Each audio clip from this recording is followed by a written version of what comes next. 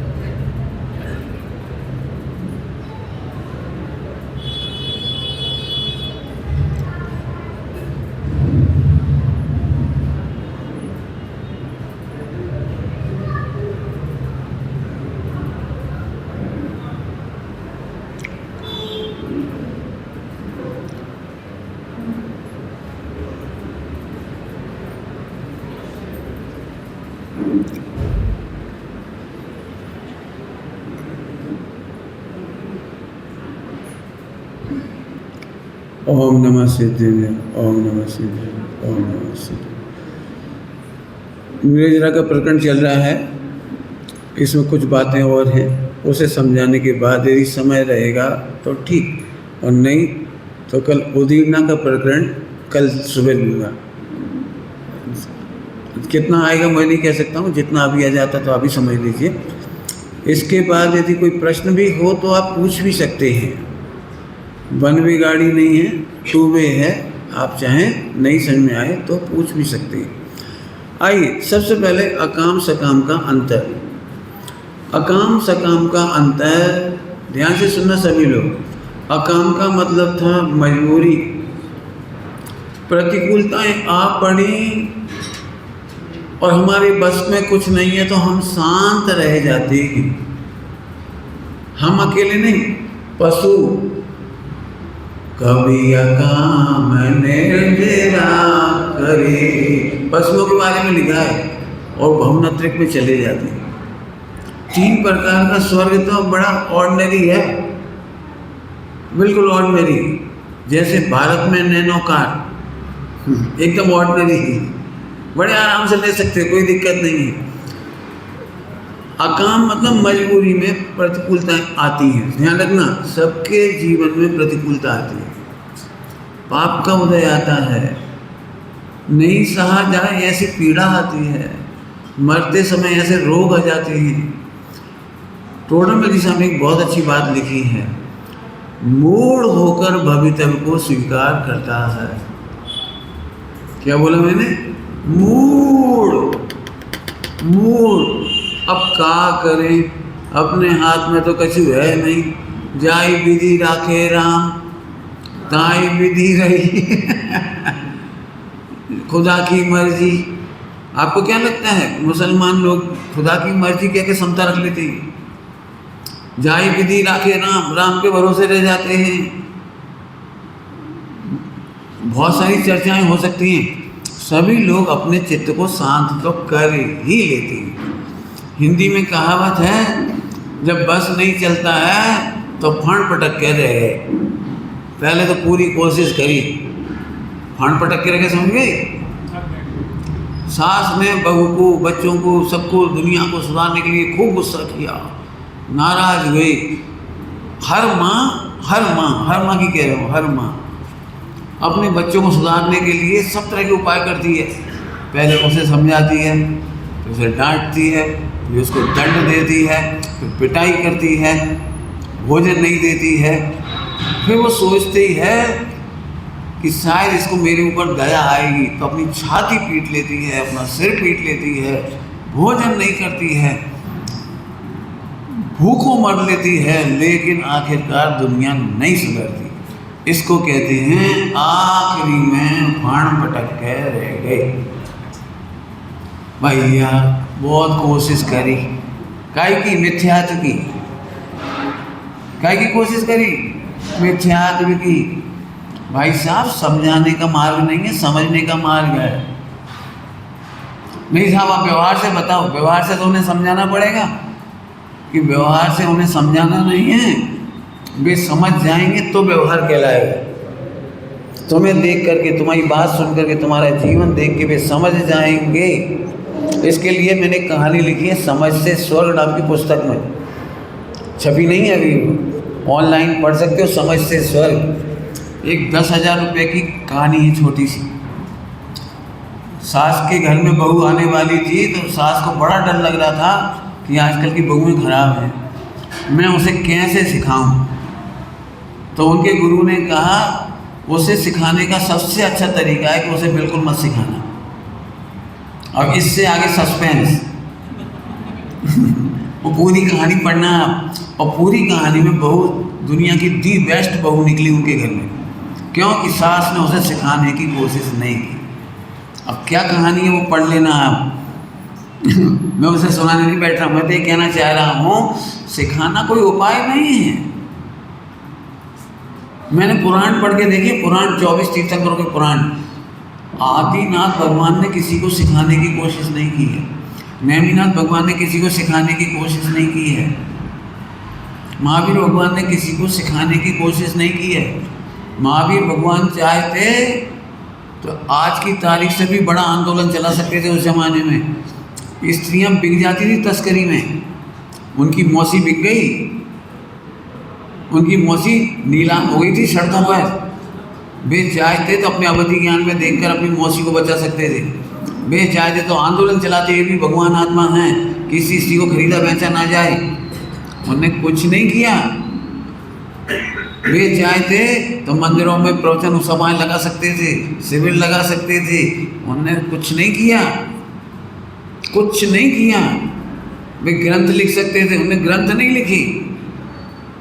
महावीर भगवान के समूह शरण में महावीर भगवान जानते थे आने वाले समय में कैमरे होंगे, तो भाई इंद्र को आज्ञा दे दे, हे इंद्र तू अवधि ज्ञान से एक बढ़िया वीडियो रिकॉर्ड कर और मेरी दिव्य ध्वनि को सबको सुना देना स्काई चैनल पे।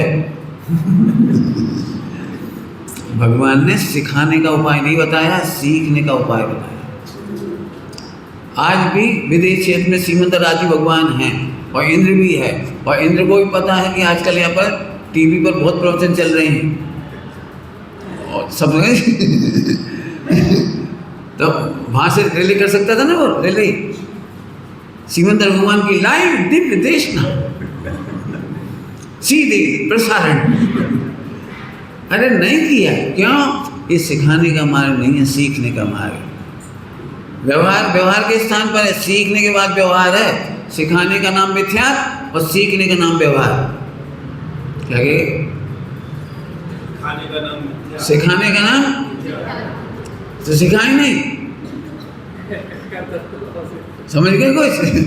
भाई ये तेरी मजबूरी है, तेरी कमजोरी है, तेरी पुरुषार्थहीनता जो तुझे सिखाने का भाव आता है, उस कमजोरी को जीत। तो उसकी चर्चा तो मैं बाद में करूँगा। अभी तो केवल इतनी सी बात है कि सिखाने का मार्ग नहीं, सीखने का मार्ग है, समझने का मार्ग है। पंडित साहब का तो भजन है जो आपको याद होगा, समझाने से समझ नहीं आता, जब समझे तब स्वयं समझ जाता। आदि स्वर समझाया मारी की बोराया, माने किसी की क्यों कोई। ठीक है, तो आ जाओ वापस। मजबूरी में मैंने फंड पटक के रह गई। टोटमती लिखा है, मूड होकर भविष्य को स्वीकार करता है। मूड होकर मैंने समता रखना, तो ध्यान से सुनना। आप प्रवचन सुन रहे हो इसलिए समता रख रहे हो, ये मत समझना।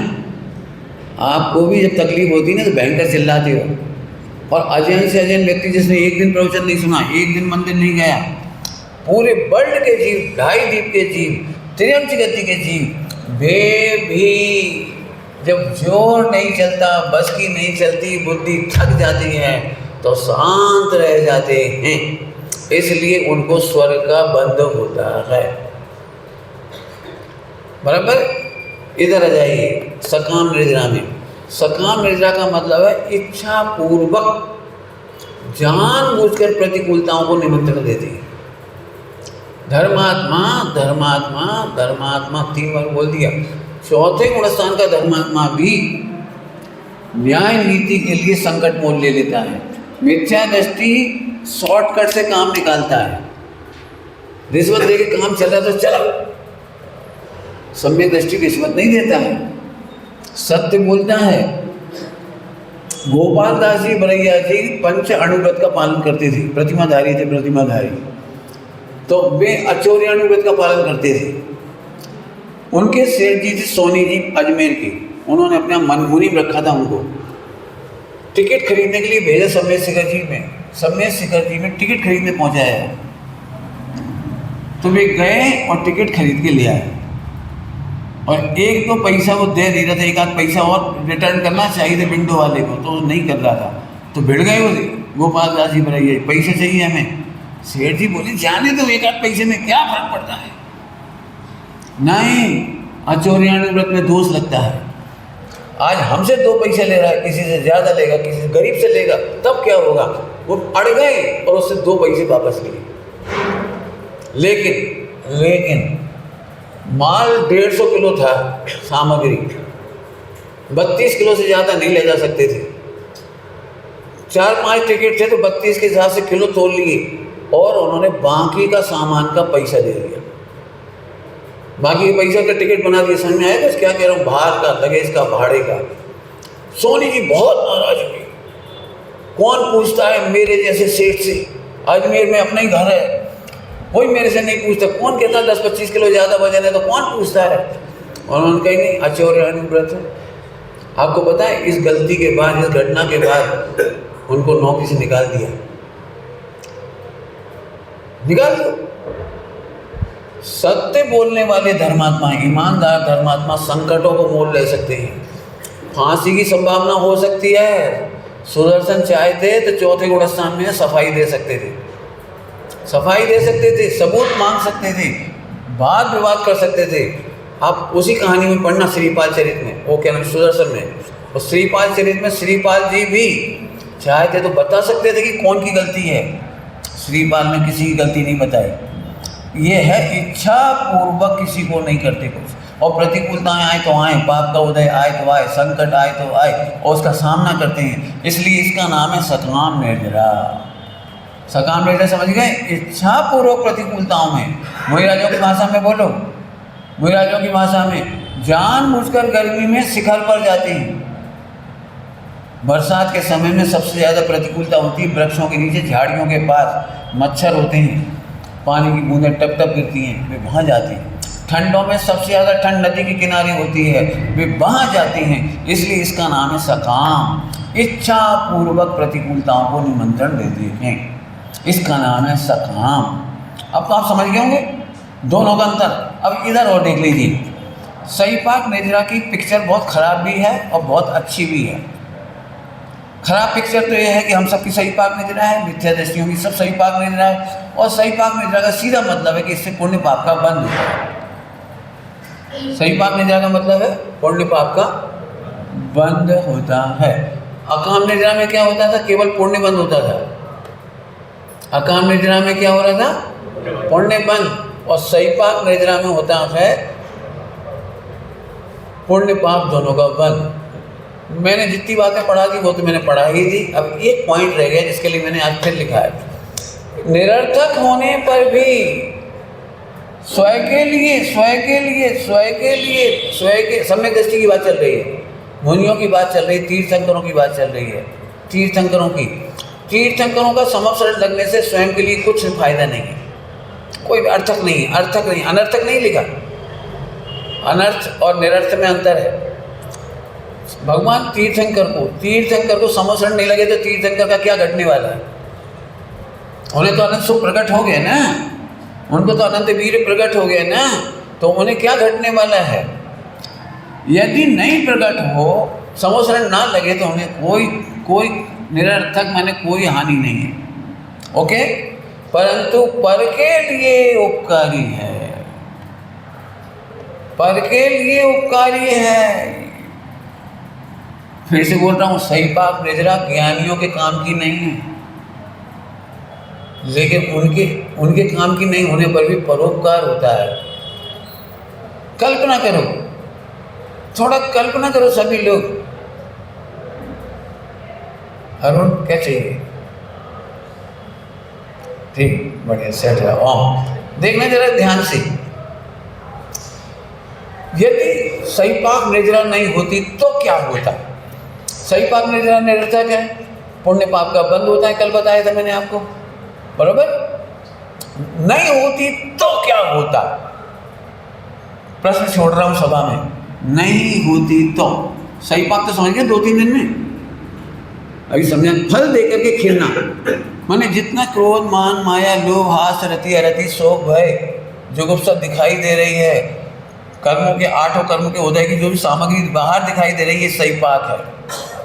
बराबर है? जल्दी बोल के, कोई कठिनाई तो नहीं किसी को? सही पाक है माने फल देके खिल रही है। नहीं होती तो, ऐसा कोई उपाय होता ना होए तो, इससे पुण्य पाप का बंध नहीं होता, फायदा होना चाहिए। ओके, तो आज मैं आपको बता रहा हूँ उपकारी है। ज्ञानियों की सही पाक निर्जरा से जैन शासन की प्रभावना होती है, तीर्थ प्रवर्तन होता है। मुनि भगवंतों को समय सारणी नहीं लिखते आचार्य कुंद गोस्वामी, तो उनका कोई घाटा नहीं है, लेकिन उनके उस विकल्प रूपी सही पाक निर्जरा से, उनके वो करुणामयी, राग और करुणा की सही पाक निर्जरा से हमारा भला हो गया, उपकार हो गया, परोपकार हो गया। पॉइंट पकड़ में आ रहा है सबको? आगे देखिए, भगवान की दिव्य ध्वनि खिली, भगवान को कोई लाभ नहीं है, लेकिन भगवान की दिव्य ध्वनि से सही पाक निर्जरा से जगत में जैन शासन का प्रवर्तन हो गया। ठीक, आगे देखिए, क्षुधा, मोहिराजों की क्षुधा से हमारा भला हुआ। क्या कह रहे? मोहिराजों की क्षुधा से उनकी आत्मा का भला नहीं हुआ, मोहिराजों की क्षुधा से हमारा भला हुआ, परोपकार। श्रीमद जी का एक प्रकरण सुनाता हूँ। श्रीमद जी का 7 साधु थे, स्थानकवासी, मुँह पट्टी वाले, और वो उनके पास आते थे, लेकिन क्या करें, भोजन तो समाज में मिलता है, तो मुँह पट्टी तो छोड़ नहीं सकते। तो उन्होंने अपनी पीड़ा व्यक्त की उनके सामने। यदि ये पेट नहीं होता तो भूख नहीं लगती, तो ये मुँह पट्टी हम कभी न लगाते और आपके पास हमेशा बने रहते। तो श्रीमद जी ने बहुत अच्छी बात कही, वो सुनने लायक है। साधुओं की क्षुधा, साधुओं का पेट साधुओं के लिए नहीं है, श्रावकों के लिए है। समझ में नहीं आया ना कुछ? साधुओं का पेट साधुओं के लिए नहीं है, कौन के लिए है? क्या मतलब? अभी आपको समझ में नहीं आया? कल्पना करो, एक मुनिराज दीक्षा लेकर जंगल में जाते हो, वहीं से केवल ज्ञान लेकर सिद्धालय में चले जाते, तो तुम्हें उनका दर्शन कब मिलता? बताओ। अच्छा ही है कि छठे गुणस्थान तक इन्हें भूख लगती है, भूख लगती है तो कम से कम के नगर में आते तो हैं आहार की चर्या के लिए, और इस तरह हमें चलता फिरता मोक्ष मार्ग देखने को मिल जाता है, हमें साधना देखने को मिलती है, हमें उनकी आहार की चर्या देख करके सीखने को मिलता है, आहार क्षमता से कैसे होता है, उन्हें देखकर उपसर्ग और परिचय का जीतना मालूम पड़ता है। बहुत सारी बातें लिखी हैं, आपके समझ में आ रहा है? बोलो, यदि आहार नहीं होता तो साधु क्यों आते, और नहीं आते तो आपको कितनी उनके मुख से जो मोक्ष मार्ग मिलता सुनने नहीं मिलता। तो बहुत अच्छा हुआ। ठीक, आगे चलिए। उपसर्ग और परिचय है। आपको 24 तीर्थंकर में सबसे ज़्यादा तीर्थंकर कौन से पसंद है, उनका नाम बताइए। पूरी सभा से पूछ रहा हूँ एक साथ, पार्श्वनाथ। क्यों? क्योंकि उन्होंने उपसर्ग जीता था, 7 दिन तक मूसलाधार उपसर्ग हुआ, उसे जीता था। आपको और तीर्थंकर क्यों नहीं याद आते? हिंदुस्तान में नहीं, पूरे विश्व में सबसे ज़्यादा मंदिर हैं पार्श्वनाथ के। यदि टोटल काउंटिंग करवाएंगे प्रतिमाओं की पूरे वर्ल्ड में, तो सबसे ज़्यादा प्रतिमाएं निकलेंगी पार्श्वनाथ भगवान की। यदि मैं तुम में से किसी से कहूँ ना, भैया एक पार्श्वनाथ भगवान की प्रतिमा बाकी है और एक कुंतनाथ भगवान की प्रतिमा बाकी है, मैं नहीं समझता हूँ तुम में से कोई 2 व्यक्ति खड़े हों या सारे व्यक्ति खड़े हों कि एक प्रतिमा हमारी तरफ से है। तो बता सकते हो कौन सी प्रतिमा जाएगी दोनों की साइड? माने कुंतनाथ भगवान को कोई पूछेगा ही नहीं, उन्हें क्या गलती की है? अब नहीं हुआ उन पे उपसर्ग तो उनकी क्या गलती है? मैं ऐसे कितने नाम बता सकता हूँ, अनंतनाथ है, अरनाथ हैं। आपको पता है शांतिनाथ, कुंतनाथ, अरनाथ, तो ये तीनों एक साथ रह रहे हैं ना, इसलिए इनको 3 पूछ लेते हैं लोग। और वो भी तीनों तीर्थंकर के साथ साथ चक्रवर्ती थे, कामदेव थे, इसलिए सामान्य होते ना ये, बिना कामदेव के, बिना चक्रवर्ती के। बताना भैया, पूरे हिंदुस्तान में अभिनंदन नाथ स्वामी के कितने मंदिर हैं, संभव नाथ स्वामी के कितने मंदिर हैं? हो सकते हैं कहीं कहीं होंगे, मुझे पता नहीं है, लेकिन मैं तो बता रहा हूँ, यदि 24 तीर्थंकरों के 24 मंदिर और 24 मड़ियाँ ना बनाई जाएं, तो कितने तीर्थंकरों के तो नाम लेवा।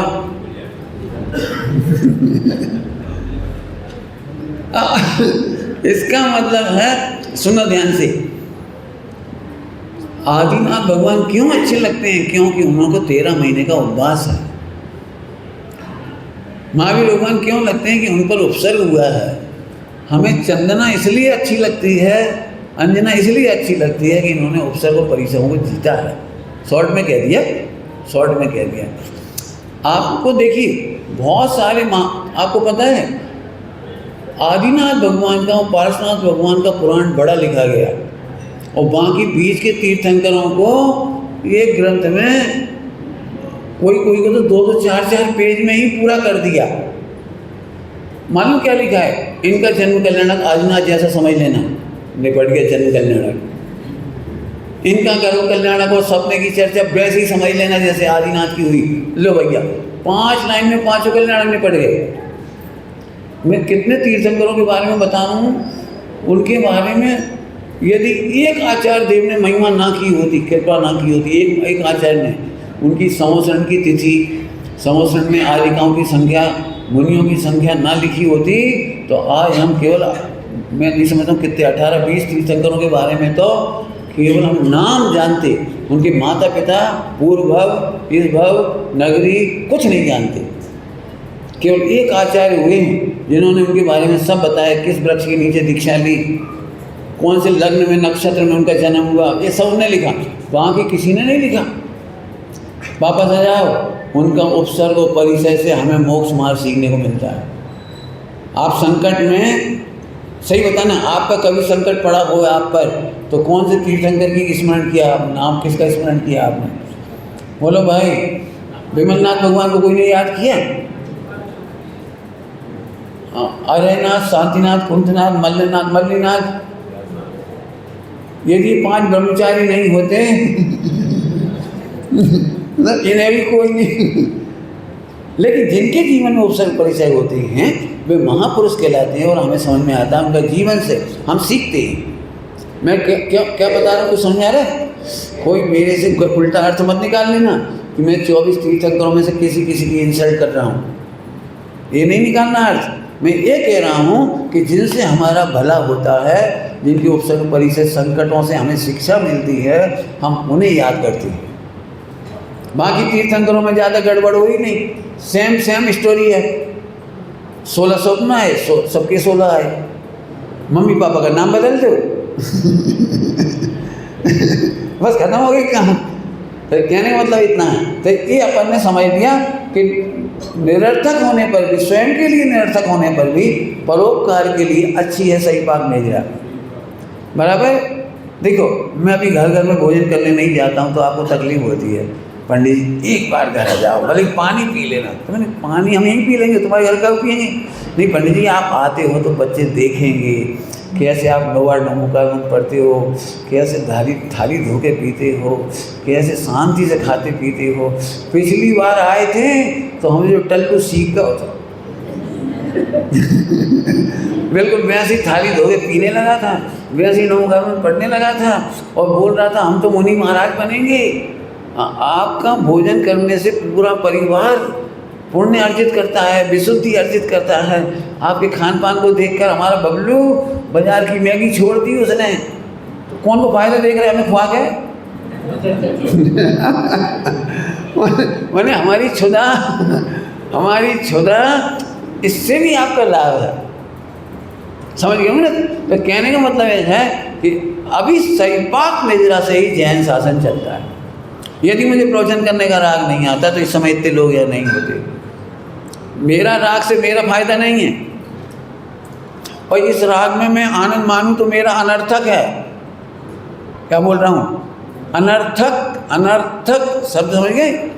मेरा अनर्थ होने वाला है। मैं लाखों लोगों को जोड़कर अपना धर्म मानूं, अपना भला मानूं, अपना कर्तव्य मानूं, अपनी ख्याति मानूं। देखा मेरे फॉलोवर, लाखों फॉलोवर है मेरे, भाई साहब निगो चले जाए। अनर्थक। लेकिन राग आता है ये सार्थक हो जाता है, मेरे लिए निरर्थक है और जैन शासन की प्रभावना में वो उपयोगी हो जाता है। समझ में आ गया होगा आपको? एक बात कहूँ आप लोगों के काम की बात, आप लोगों में से धर्मात्मापना है आपका धर्मात्मापना, भले ही नकली सही, अभी असली की मैं नहीं कह रहा हूँ, उस नकली से भी जैन शासन चल रहा है। क्या कह रहा हूँ? उल्टा मत लेना, असली करो दी बेस्ट, लेकिन नकली करने से भी जैन शासन चलता है। क्यों? पानी छानने की परंपरा सम्यक ज्ञानियों से नहीं चल रही है। पूरे हिंदुस्तान के लोग पानी छानते हैं, तो आने वाले सम्यक दृष्टि के लिए, आने वाले भावलिंगी संत के लिए पानी छानने की परंपरा रहने से उन्हें पानी मिलेगा, उन्हें आहार की विधि मिलेगी, उन्हें बसतिकाएँ मिलेंगी, उनके श्रोता मिलेंगे। उनके लिए तुम शास्त्र, मैं जानता हूँ 1 करोड़ लोग शास्त्र पढ़ेंगे, उन्हें कुछ समझ में नहीं आएगा और उनका कुछ भला नहीं होगा। लेकिन प्रतिदिन मंदिर में शास्त्र पढ़ाए जाते रहेंगे, पढ़ाए जाते रहेंगे, एक सम्यक दृष्टि नहीं होगा। लेकिन 500 वर्ष में, 1000 वर्ष में, 100 वर्ष में एक सम्यक दृष्टि आएगा, एक भावलिंगी आएंगे, एक प्रतिमाधारी आएंगे और वो उसी शास्त्र को पा करके अपना कल्याण करेंगे और सारे समाज के कल्याण में निमित्त बन जाएंगे। इसलिए अब मैं कुछ कह रहा हूँ, अज्ञानियों की सही पाक मेजरा भी जैन धर्म चलाती है। क्या बोल गया? ज्ञानियों की तो चलाती ही है। इसलिए ग्रंथों में एक बहुत अच्छी बात लिखी है, अज्ञानियों के भी संयम की निंदा नहीं करना। क्या बोला? अज्ञानियों के भी संयम की निंदा नहीं करना। क्यों? यदि अज्ञानी लोग, तुम्हारी भाषा में तो अज्ञानी जितने मंदिर में आ रहे, पूजा पाठ कर रहे, व्रत उपवास कर रहे, नियम संयम कर रहे, पानी छान रहे, प्रतिमाओं का पालन कर रहे, लेकिन आपको पता है आज आपको जो कुछ मिला उन्हीं की वजह से मिला है। इसलिए कभी किसी की आलोचना मत करो कि ये तो नकली पूजा करत, ये तो क्रियाकांड करत, ये तो जड़ की क्रिया में लगे, ये तो समझत तक तो है नहीं, ऐसे पढ़ने से क्या फायदा। बोलना मत। क्या कह गए? अज्ञानियों के भी अज्ञान की और संयम की निंदा नहीं करना। अज्ञानियों के अज्ञान की निंदा नहीं करना, उनका मंदिर आना भी ठीक। अब इसमें से एक लाइन कह रहा हूँ आप सबसे, क्योंकि आप आए हो। कई बार आपको ऐसा लगता होगा, बोलूं बोलूं, अभी धर्मात्मा की बात नहीं कर रहा हूँ, अज्ञानियों की बात कर रहा हूँ। तुम्हें मंदिर के प्रति परिणाम अच्छे हैं तो तुम, कोई ना कोई लीड करता है, लीड अध्यक्ष बनता है, कोई पाठशाला चलाता है, ये सभाएं जोड़ता है, कोई पैसा दे करके खर्चा निकाल करके बिल्डिंग बनाता है, कोई मंदिर बना देता है। बुराई मत करो किसी की, इनके निमित्त से जैन शासन चलेगा। डॉक्टर साहब ने कभी भी मित्र पक्ष की बुराई नहीं की। डॉक्टर साहब एक बात कहते थे, सुना हुआ आपने तो, पूरे जैन समाज में इतना बड़ा जैन समाज है कि मैं चाहे करके भी सबके पास नहीं जा सकता, नहीं जा सकता सबके पास चाहे करके भी। मेरे पास तो एक बूंद बराबर जैन समाज है, मुट्ठी भर। बाकी जैन समाज को तो इन मुनियों ने ही संभाला है, त्यागियों ने संभाला है, साध्वियों ने संभाला है। उनकी वजह से मंदिर जाते हैं लोग, पूजा करना सीखते हैं, प्रक्षाल करना सीखते हैं, पानी छानना सीखते हैं, चौका लगाना सीखते हैं, तीर्थ यात्रा करना सीखते हैं, उनके निमित्त से सहज पढ़ना सीखते हैं, और वे खोजते खोजते खोजते आगे बढ़ते जाते हैं। डॉक्टर साहब ने कहा था कभी किसी की बुराई नहीं करना। स्वामी जी ने कभी किसी की बुराई नहीं की। क्यों नहीं की? क्योंकि जैन शासन मेरे से नहीं चल रहा है और तुमसे नहीं चल रहा है, हम सबसे चल रहा है। समझ में आ गया आपको? आलोचना नहीं करने का हमें क्या फ़ायदा होगा भैया? ये फ़ायदा होगा कि तुम्हारे दिमाग में दूसरों के प्रति राग द्वेष नाम का आश्रम नहीं होगा। क्या बोला? कटुता नहीं होगी, घृणा नहीं होगी, गिलानी नहीं होगी। ये बहुत बढ़िया बात है, बराबर। तो ये अपने पढ़ लिया थोड़ा सा उपकार। मेरा मतलब है कि आप लोग क्या रुके थोड़ा सा कई बार महिलाओं को या पुरुषों को ऐसे भाव आते, एक हम ही फंस गए, हम ही पूजा कर रहे, कोई देखने वाला नहीं। अब हम ही धर्मात्मा हैं और दो बहुएं और हैं, वे तो उड़न परी हैं। उड़न परी माने हाईटेक, वे तो उड़ जात नौकरी पे, हम घर में लगे रहे, वे कई कमा के लाती हैं। सो सास उनकी तो तारीफ करती हैं, 80,000 लाख या 60,000 लाख, और जे कच्चू नहीं पड़ी। हम बर्तन मांजते रहे, जैसे तो हम भी पढ़ते नहीं मतलब बर्तन नहीं मांजना हो तो क्या करना चाहिए आज की लड़कियों को? बोलो, कपड़ा नहीं धोना हो, रोटी नहीं बनाना तो क्या करना चाहिए? बोलो, उड़न परी बन जाओ। मैं ये कह रहा हूँ, वो जो हाईटेक बहू है ना, उससे जैन शासन नहीं चल रहा है। आप ही चंदन वाला हो, आप घर में रह करके रसोई बनाते हो शुद्धता से, गेहूँ धोते हो, मसाले धोते हो, बच्चों को संस्कार देते हो, तो महावीर भगवान का शासन आपसे चल रहा है, वो हाईटेक बहू से नहीं चल रहा है। कभी ये मत सोचो हम फंस गए, हम भी पढ़ लिख लेते, आज हमें रोटी नहीं बनाना पड़ती। कभी मत सोचना, जैन शासन आपसे चल रहा है। आप बच्चे को डमोकार मन सिखा रहे हो, वो नहीं सिखा रही हाईटेक वाली। हाईटेक वाली तो बच्चे के हाथ में मोबाइल पकड़ा देती है। मैं गाऊंगा नहीं क्या गाते रहते हैं उसमें, वो पॉइंट समझ में आ गया आपको? आप लोगों को कह रहा हूँ, आपके माँ बाप से आपको जैन शासन की सेवा मिली है, उसे हल्का मत समझना। आज आप अज्ञानता पूर्वक भी सेवा कर रहे हो, अज्ञानता के पोषण के लिए नहीं कर रहे हो। क्या बोला मैंने? अज्ञानता के, मैंने बहनों के लिए लिख के बताया था कल परसों में, अंतिम दुख या अनंत दुख।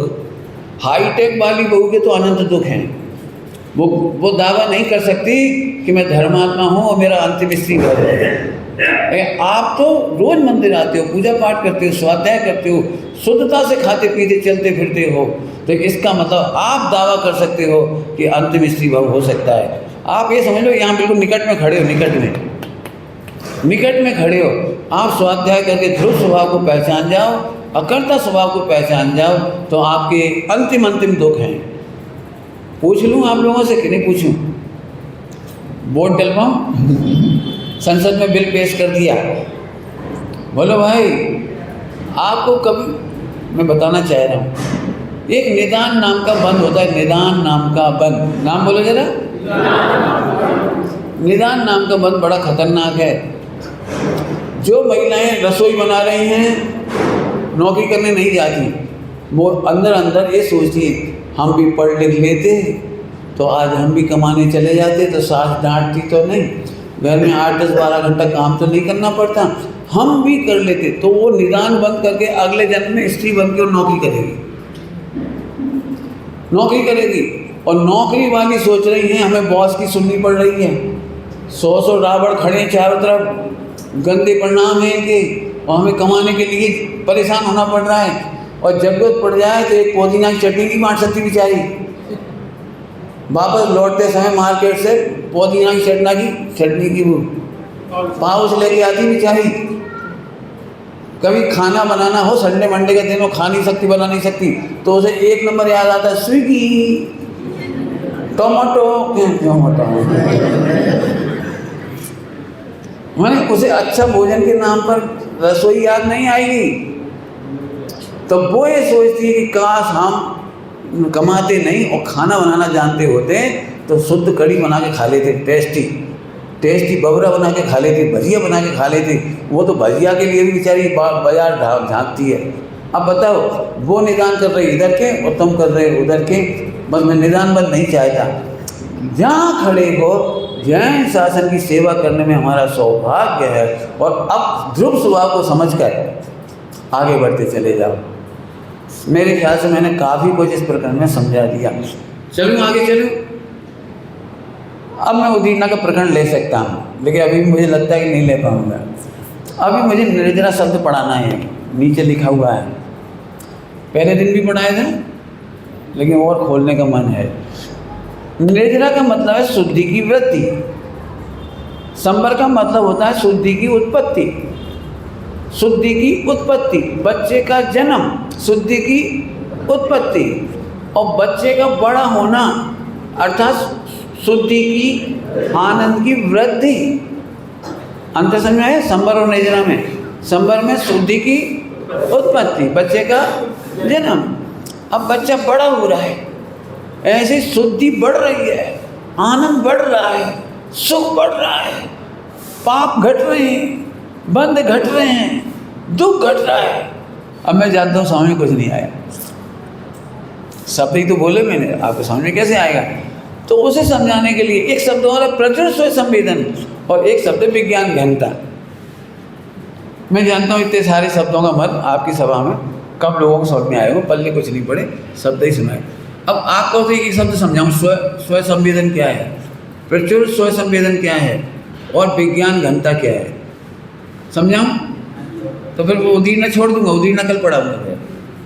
या उदीर्णा के लिए आधा घंटा कम से कम चाहिए, कम से कम कल में से 1 घंटा मिलेगा, इसलिए मैं सोच रहा हूँ कल 1 घंटा पढ़ा दूंगा आपको, ठीक है? चलिए, तो सबसे पहले आगे प्रचुर स्वयं संवेदन। शुद्धि की वृद्धि का मतलब थोड़ा थोड़ा बताया आपको।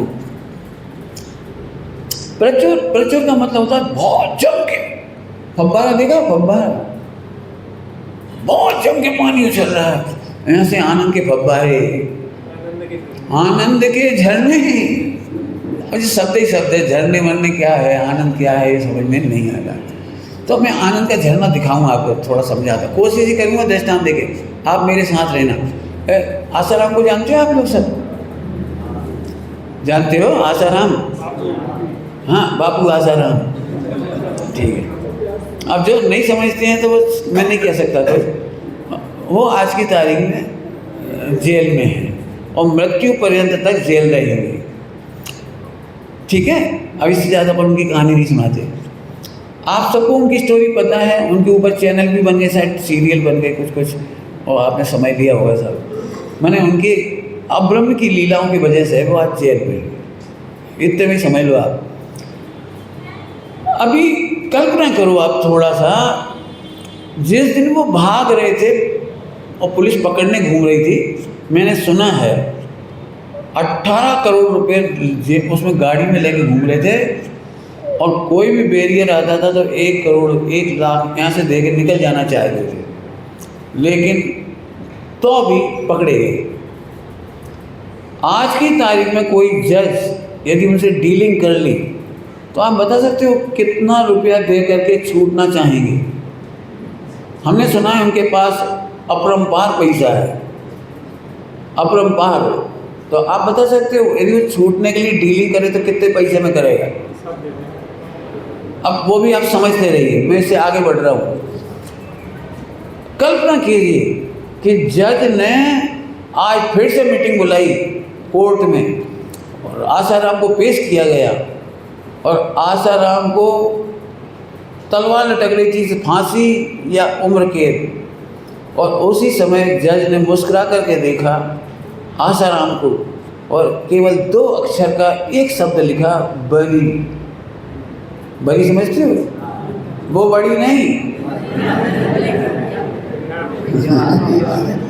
समझ गए? 3 अक्षर का शब्द कहें तो निर्दोष, एग्जैम्प्ट। आप कल्पना कर सकते हो इस शब्द को सुनने के बाद क्या होगा? अब तुम बताओ क्या होगा? कछु नहीं, सुन लेंगे, एग्जैम्प्ट कर दो, बरी कर दो, निर्दोष कह देगा, ठीक है, चलो भैया जेल, ऐसे कहेगा। क्यों? इस बात के लिए लड़ेगा वो वकील, इस बात के लिए लड़ेगा। हे जज साहब, तुमने तो 2 अक्षर लिखे बरी, और पूरे हिंदुस्तान की अखबार देखो, उर्दू की अखबार देखो, हिंदी की अखबार देखो, 10 साल तक मेरे बारे में कितना कहानी लिखी गई, और पिक्चरों के प्रोड्यूसरों ने मेरे टीवी सीरियल बना दिए, और सब कुछ हो गया, और तुमने तो 2 अक्षर लिखे बरी। मैं तो रोऊंगा। क्या करेगा? अरे बोलो क्या करेगा?